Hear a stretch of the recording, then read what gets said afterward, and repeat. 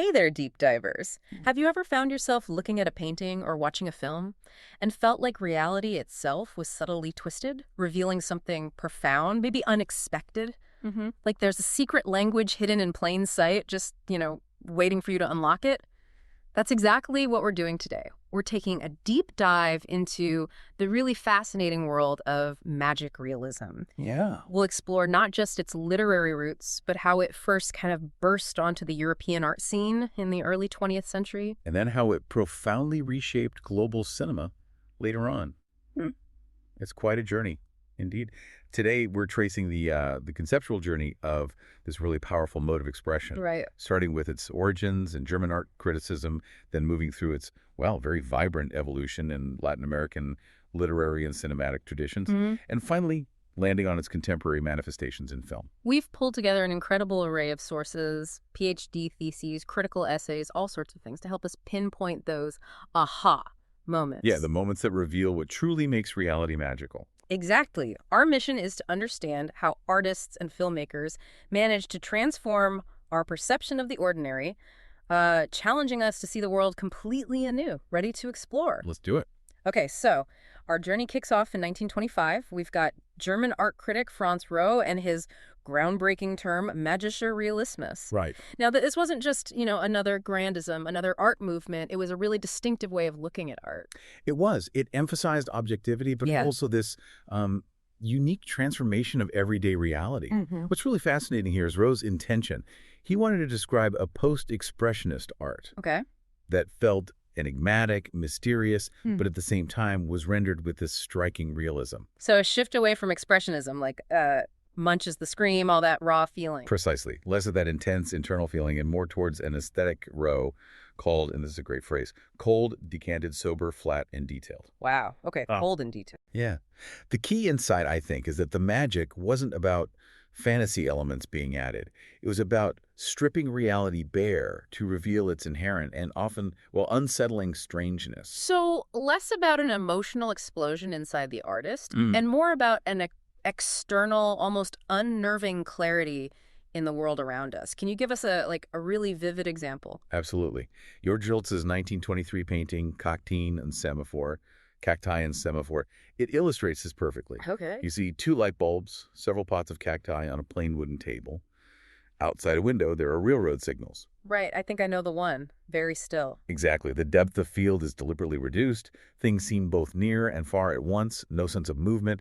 It creates this peculiar stillness. Yeah. And this strange coexistence of disparate things. The organic cacti next to these man-made signals. It forces you to see them differently. That does. The painting makes you see these everyday objects as both totally familiar and somehow profoundly alien at the same time. That's where it really clicks for me. And Roh saw this in other artists too, right? Like De Chirico. Yes, Giorgio de Chirico. His metaphysical art, Roh felt, combined enigmas with harmonies, making reality mysterious in a similar way. And Max Ernst, his collages. Right, Ernst too, like La Puberté proche les Pléiades. Roh talked about the electric and erotic tensions they created.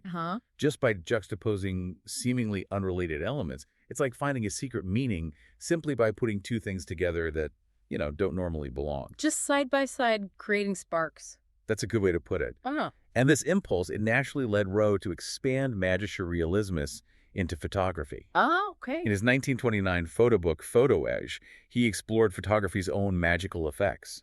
He believed the camera wasn't just for documenting things as they are. So it could reveal things, unseen aspects. Exactly. Unseen aspects of solidity and reality, moving beyond just, imitation. Like Eugene Atget's photos, the Parisian shop windows. Yes.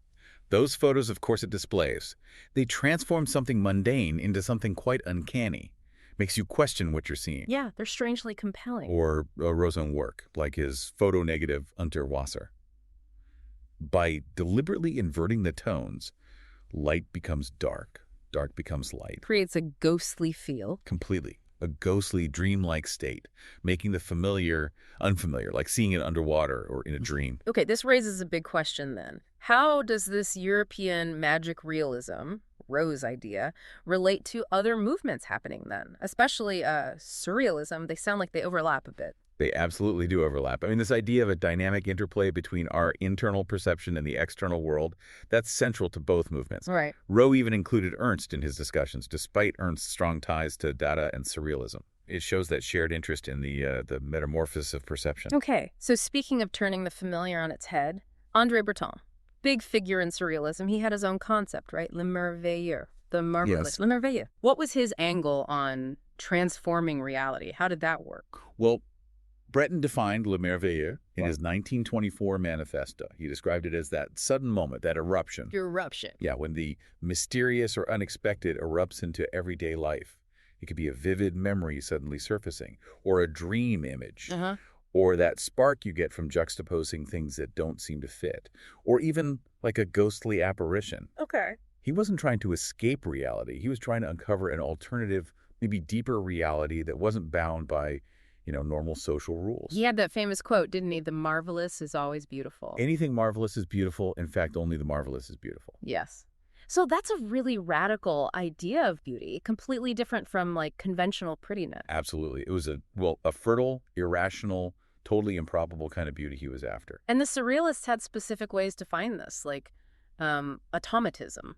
Exactly. Methods like automatism, writing or drawing without conscious control, trying to tap the subconscious, and also creating cadaverous the exquisite corpse game. That's the one. It's sort of a collective game where players collaboratively build sentences or images, often revealing these surprising chance connections. Trying to make the impossible real, in a way. That was the goal, to tap into the subconscious workings of the mind. That sounds like a fascinating way to, unlock hidden thoughts. How did this translate visually? In art, I mean. Photographs were really crucial. Think of precise work. The Paris street scenes. Yeah. He used dramatic light and shadow, transforming ordinary streets into this ghostly, unreal Paris, as he called it. Right. He actually said, the surrealism of my pictures was only reality made more eerie by my way of seeing.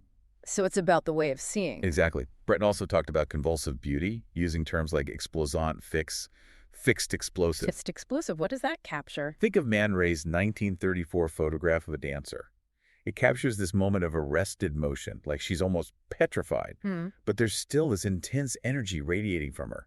That's explosant fix. I see. Okay, so how did the surrealists take these ideas into cinema? What could film do for them? Well, for surrealists like Buñuel and Man Ray, cinema was like the ideal instrument. For expressing dreams. Dreams, emotions, instinct, yes. It could create these seamless illusions, blurring the line between our dream world, the oniric world, and waking reality. Buñuel really saw it as a tool for the subconscious. Absolutely. He thought it was the best tool for conveying that subconscious life that, for him, really permeated poetry. And film critics picked up on this, too. Oh, yes. Adu Kairu, a film critic, described cinematic merveilleux as actively tearing down the veils of reality. Tearing down the veils. Yeah, to introduce what he called a purest kind of marvel. Film could free images from normal time and space constraints. Okay, fascinating. Now let's shift gears a bit. Journey across the Atlantic to Latin America. Right. The Cuban novelist Alejo Carpentier, he developed his own concept, lo real maravilloso. Lo real maravilloso, yes, the marvelous real. How did his vision connect with, or maybe diverge from, these European ideas we've just been talking about?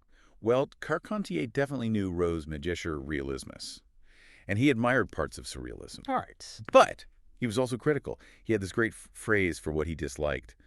Surrealism's burocracia de lo insolito. The bureaucracy of the unusual.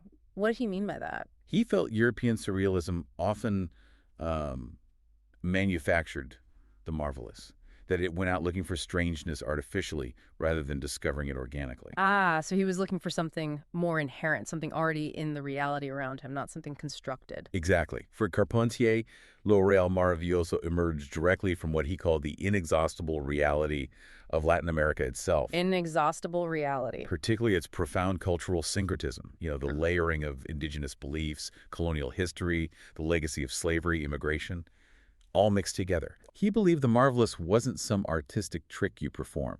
It was an inherent, sometimes brutal, undeniable part of the continent's history and its suffering, not just its beauty or folklore. So the extraordinary wasn't necessarily rare, it just Was. It just was. Astonishing, perhaps, but present.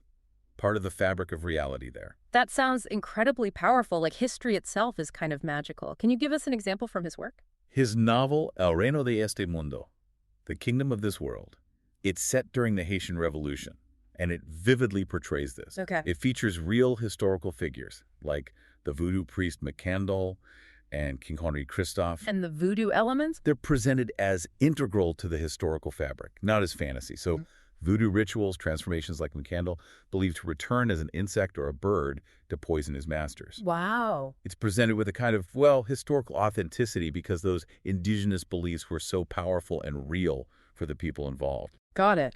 And Carpentier also found inspiration in the Baroque aesthetic for this, didn't he? That seems like an interesting connection. He did. He saw the Baroque not as something old-fashioned, but as a forward-looking and upsurging force. Upsurging. Yeah, full of violence, action, vigor, much like he saw the dynamic reality of Latin America.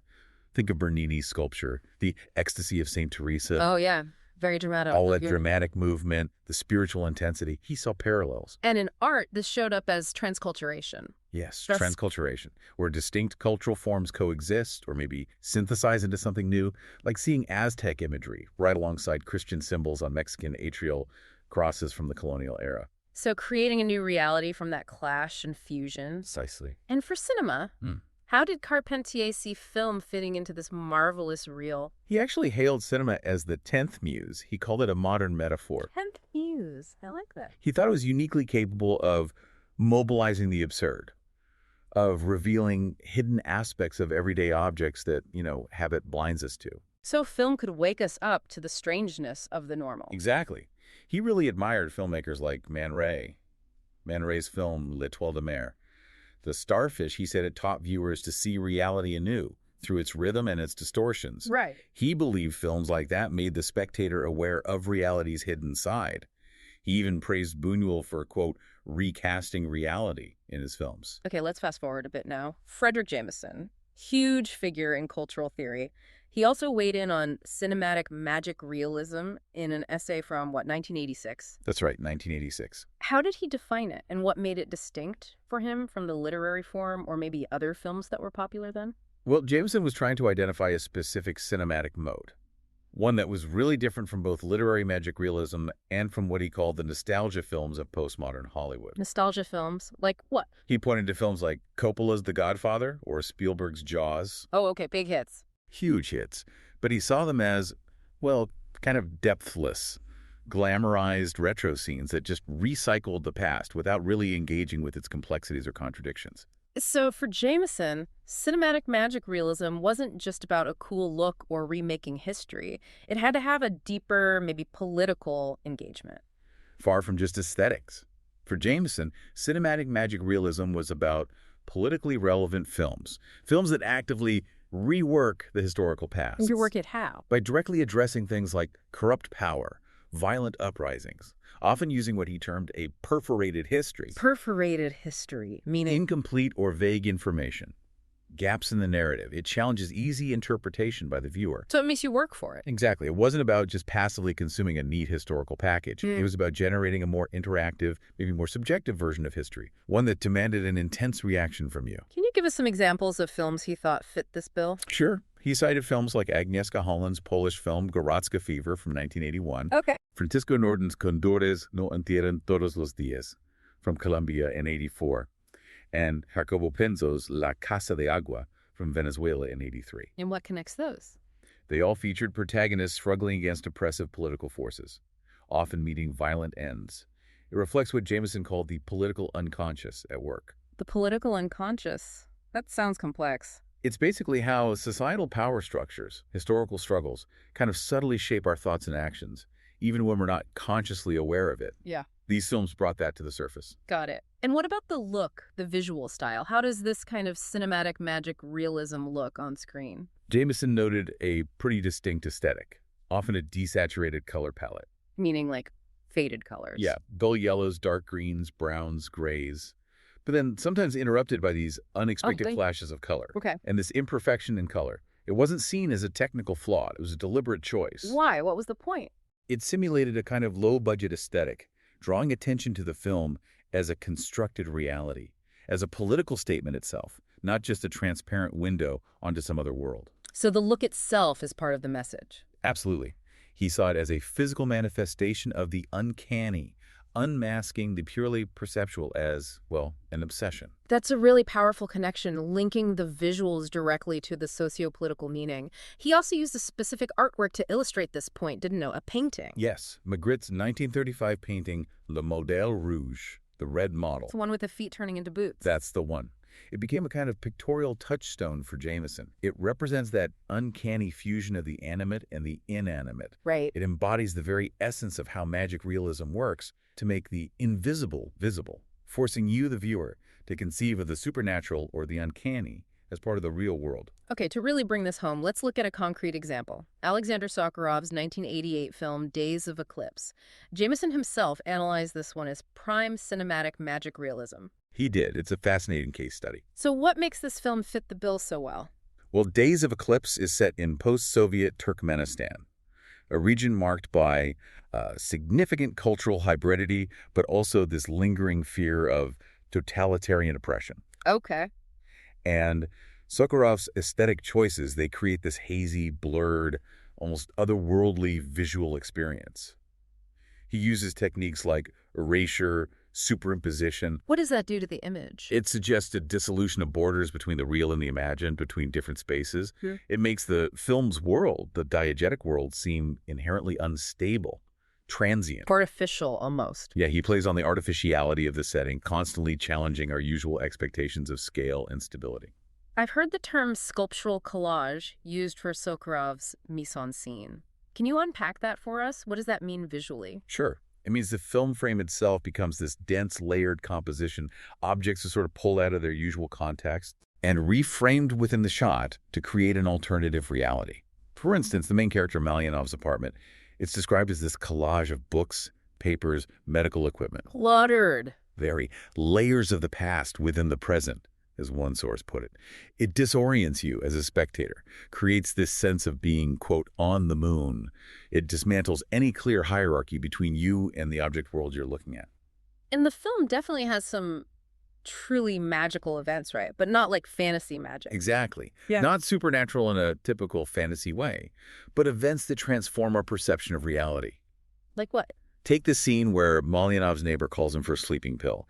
It happens under this unrealistic moon with artificial frontal lighting that totally inverts how light should work. It creates this really mysterious tableau. Rather unsettling. Or the incredibly eerie moment when a corpse on a slab slowly turns its head towards Malyanov. Whoa. It hints at this boundary between life and death that once you see it crossed or blurred, it changes everything. These aren't explained by ghosts or spells, but by a profound transformation of the real through, well, disrupted perception. And then there's that prepubescent angel boy, the one who seems to know the future. Yes. He affects Malyanov so deeply that Malyanov burns his research papers. It's a pivotal moment. And the fire. The magical conflagration. Right, where fire mysteriously leaves an imprint on a wall. Jameson links this visually to keloid marks on a body, connecting political struggle, maybe historical trauma, to a physical manifestation on the environment itself. Wow. In these moments, Sakharov is creating what Jameson calls something else, an element that's kind of beyond the narrative's direct control. Something the viewer brings. Yes, something added by the spectator that evokes wonder. It's about opening up possibilities, freedom of association, not closing down meaning. Right. Sakharov himself talked about using fog, smoke, vapor, and gliding movement to deliberately distance the viewer from the overly sharp quality of the screen reality. He wanted that mystery. Exactly. He said, there is no true visual work without mystery.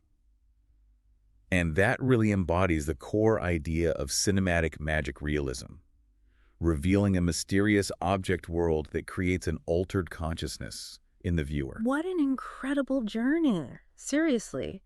Through the magical in art and cinema, from Franz Roh's, very precise European observations to Carpentier's vibrant Latin American reality. Right. And then Jameson's global political lens on film. We've seen how artists and filmmakers just continually challenge our perception of what's real. Yeah.